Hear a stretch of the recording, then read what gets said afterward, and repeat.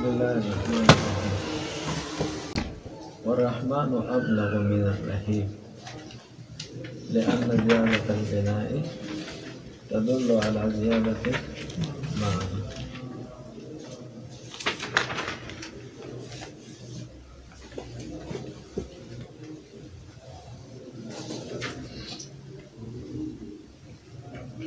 دا خبره وکړه چې الرحمن او الرحیم دواړه اسمان بنیاد المبالغه دواړه د مبالغې صيغې اوس دواړو منځ کې فرق بیانې چې الرحمن ابلغ من الرحیم. رحمان دا ابلغ دی دغه مبالغه په نسبت د رحیم سره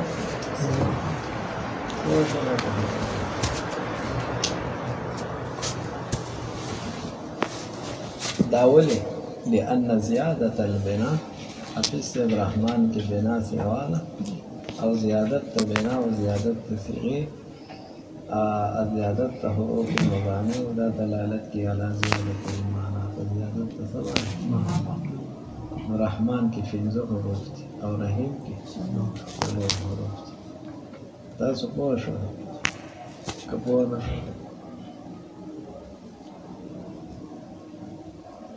نماته ګورئ حفیظ صاحب چې څومره بنا او دومره به یې معنا وي نو چې بنا سوا کېدله نه معنا ده او داسې مثال یې دی حفیظ صاحب په ګیلاس کې هم اوبه دي او په جام کې هم څه ده نو دا اوبه چې په جام کې دي دا د ګیلاس د سوا دي لکه د هغې لوښی کم نه د هغې لوښی دا الفاظ نه دي حفیظ صاحب دا ظروف دي لوښي دي دا معنا پکې مظروف دی جو سورة لوخي سواه لفظ سواه بناء سواه دورة من الزمانة بيني كان جو سورة لفظ كم جو سورة الزمانة هو بشون خدا قاعدة كلية ندا في سبوية قاعدة أكثرية لكن كلا كلا داسي وشي چې یو لفظ حروف سوای اول کې کم والا کې مبالغه سوای لکه حاضر اسم فاعل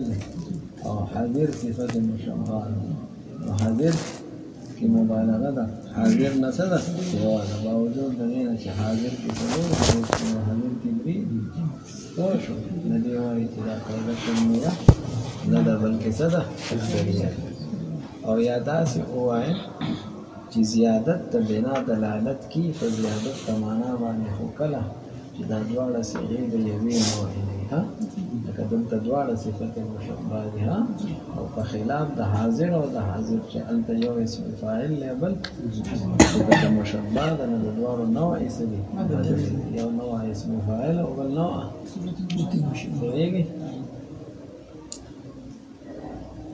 کما فی قطع و قطع قطع او قطع قطع معنا هم کټ کېدل او قطع معنا هم کټ کېدل دواړو کې معنا د قطع ده خو یو کې لږ کټ کول او بل کې ته وایې قطعته کټ او بیا وایې قطعته پوهېږې تاسو پوه شولی په خبره نه قطع کې مبالغه نشته او قطع کې ځکه سوا شو که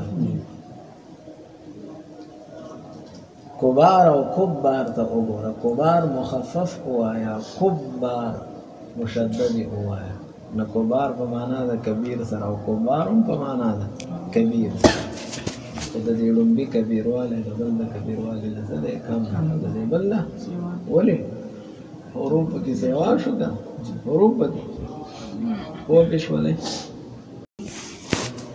وذلك انما تؤخذ تارة باعتبار كمية وأخرى باعتبار الكيفية. حفیظ صاحب دا زیادت چې دی چې رحمان کې زیادت دی او په رحیم کې زیادت نشته رحمان کې مبالغه سوا ده د رحیم نو دا زیادت ته معنا دا به کله کله اخیستلی کېږي په اعتبار د کمیت سره په اعتبار د مقدار په اعتبار او کله کله به اخیستلی کېږي په اعتبار د څه سره د کیفیت سره ولکه پوهېږئ څه مطلب رحمان کی چې کوم رحم دی، رحیم کی چې کوم رحم دی، ها دغه رحم به کله کله په اعتبار د کمیت سره اخلو ویږي او کله په اعتبار د کیفیت. د کمیت سره څه مطلب؟ نو د کمیت سره چې اخلو نو په اعتبار د مرحومین سره په اعتبار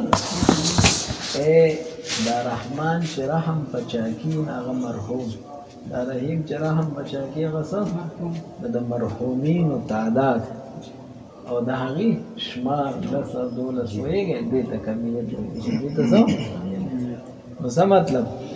الرحمن مطلب دا شو چې په رحمان کې مرحومین ډیر دي، مرحومین ډیر دي، او په الرحیم کې مرحومین څه شول؟ کم شول. نو رحم هم په اعتبار د څه سره واغستو؟ کمیت سره. د رحم کمیت هم ما نه غستو، د رحمتونو شمار نه لو، ځکه رحمت خو څه ده؟ دا خو اعلی ده، څه ده؟ اعلی. او اصل شی خو مرحوم دی، څه دی؟ مرحوم. ویږه به خبره باندې اصل شی خو څه دی؟ مرحوم. دا رحمان چې رالګي او په مرحوم باندې رحم کی خو په واسطه د رحمت سره کنه، دا خو یو واسطه او یو اعلی ده. نو دا یو نه غسل مرحومین او غسل نو رحمان کې به مرحومین سي او رحیم کې به کمی. دا په اعتبار د کمیت سره شوخه. نفعل الاول بنابر اول چې کمیت والو په څه سوال نقیل ویل کېږي به یا رحمان الدنیا، یا رحمان الدنیا او هغه ذات چې ته د دنیا رحمان ها او په څه دنیا کې مرحومین دي کنه، کافر هم خدای مرحوم دی، مؤمن هم مرحوم دی، حیوانات هم هر شی مرحوم دی، خدای رحم بار چا دی کنه. نو رحمان الدنیا به ویل کېږي. ولې؟ لأنه يعم المؤمن والکافر. ځکه رحمان مؤمن ته هم شامل دی، کافر ته هم شامل. موږ ترې نه څه واغستو؟ کمیت واغستو. د مرحومینو تعداد دلته سیوا دی ها. او رحیم الاخره، او آخرت سره به رحیم والو، ځکه د رحیم مرحومین کم دي، کم مرحومین چې یې هغه په آخرت کې هلته به الله تعالی صرف په مؤمنانو سي. لأنه يخص المؤمن، لأنه ځکه هغه مؤمن بولې څه دی؟ خاص دی رحیم. دې دې پورې پوه شو. وعلى الثاني او بنابر ثاني ښه که په اعتبار د څه سره واغسته؟ کیفیت سره. ښه کیفیت مطلب ما ته ووایه غټ رحم رکوټی رحم. ښه دا کیفیت کې اختلاف راغی که غټ رحمتونه غټ نعمتونه واړه واړه نقیل بیا به ویل کېږي چې بیا رحمان الدنیا والآخرة ورحیم الدنیا. رحمان به د دنیا سره هم لګي، ځکه په دنیا کې څه نعمتونه غټ څه واړه، او د آخرت سره هم لګي، ځکه د آخرت ټول نعمتونه غټ. او رحیم به صرف دنیا سره لګي، ځکه د دنیا څه نعمتونه واړه دي که نه، هغې وړو ته خو رحمان څه نه شول پوه نه شولې. رحمان معنا به څه شي؟ ډېر رحم کوونکی، ډېر رحم کوونکی. ډېر خو کمیت شولو نه، غټ غټ نعمتونه کوونکی، غټ غټ رحمتونه والا. غټ غټ رحمتونه څه په دنیا کې دي؟ ویږي دنیا کې څه واړه دي، څه غټ دي که نه. دنیا هغه لوی لوی نعمتونه هغه به په رحمان کې شي، او د آخرت خو ټول څه دي نو هغه به هم رحمان کې شي. او رحیم به صرف د دنیا هغه وړو وړو نعمتونو ته شي. پوهېږې که نه؟ نو ګورې ورته ښه یا رحمان الدنیا والآخره او هغه ذات چې ته دنیا کې هم او آخرت کې هم رحمان یې. معنی غټ نعمتونه دې څه دلته دي او ډېر هلته دي. ها او رحیم الاخره او رحیم الدنیا، د دنیا صرف رحیم. رحیم څه مطلب؟ واړه واړه نعمتونه ټول پکې راغلي. دغه درې قسمه نعمتونه دي، واړه غټ دنیا کې او آخرت کې صرف غټ. ښه پوه پې شولې؟ لأن النعم الأخروية كلها جسام، ځکه د آخرت ټول نعمتونه عظیم دي. ها واما النعم الدنیویه او د دنیا نعمتونه فجلیلة، یعنی منها جلیله څه دي؟ غټ دي. وحقیرة څه دي؟ واړه دي. دې ته پورې پوه شولې پسې. وانما قدم رحمان مخکې کو پچا باندې؟ رحیم باندې. والقیاس یقتضي الترقي من الادنى الى الاعلى. قیاس تقاضا کی چې ته اوخېږې د ادنا نه څه ته؟ اعلی ته. ترقی معنا پونه باندې خبره خطل ښه مرقات پونه ته وایي ترقي څه ته ویل کېږي چې خبره سړی ښي د کیسې په اخرنۍ پونه باندې اول شپه کېږي نه هغې باندې د شپه کېښودم بیا په ښکته ها ویلې دا خبره نه دي په کته به راځي نو ترقي د ادنا نه اعلی ته کېږي نو پکار دا ده چې رحیم مخکې رحمان مخکې کو قیاس تقاضا کې ترقي د ادنا نه اعلی ته د دې مختلفې وجې بیانې یو وجه دا ده لتقدم رحمت الدنیا رحمان ته کیسه د دنیا رحمتونه وکنه خوا که رحم د اعتبار د کمیت سره والی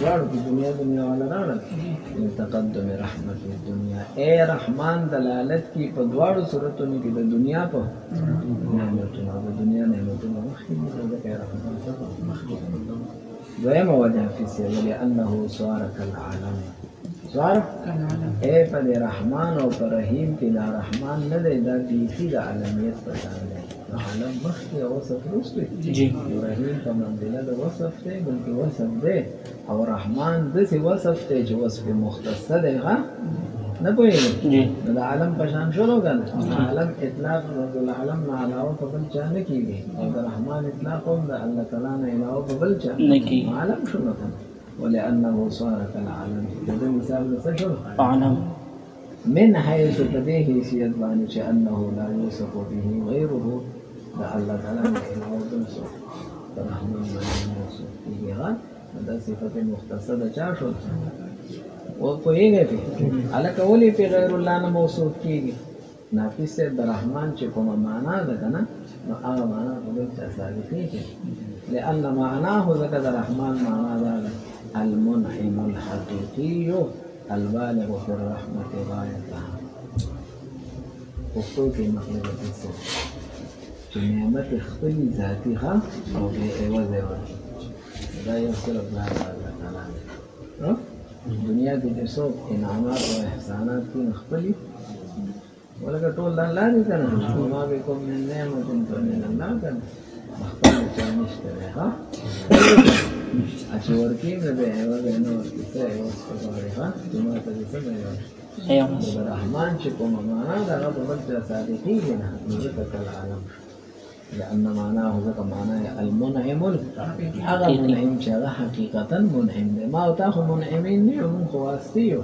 بس الله یو څیز راکړی دی دلی ورکړه دلی هغه لی ورکړه هغه لی ورکړه پوهېږې ته خو مخکې څه شولې حقیقتا چې ستا نه دی خو د الله تعالی دی نه پوهېږې او البالغ في الرحمة غايتها خپل رحمت کې انتها ته خلق وي دا لکه انتهایي مهربانه دی ښه انتهایي ولې مهربانه ګوره څه غواړي نه نه تعریف غواړي نه څه غواړي نه دقه شان یو د الله تعالی ذات دی چې دې څه غواړي نه په انعام وذلك لا يصدق دا نه صادقېږي دا معنا على غیره تعالی د الله تعالی نه علاوه په بل چا باندې ولې نه صادقېږي دا په غیر الله باندې نه صادق اوس دا خبره چې الله تعالی خپل رحمت کې انتها ته رسېدلی دی او څه منعم حقیقي دی نو لأن من علاه سره دلیل بیاني څه بیان دلیل دا لوک نشر غیر مرتبه البالغ في الرحمة رستيو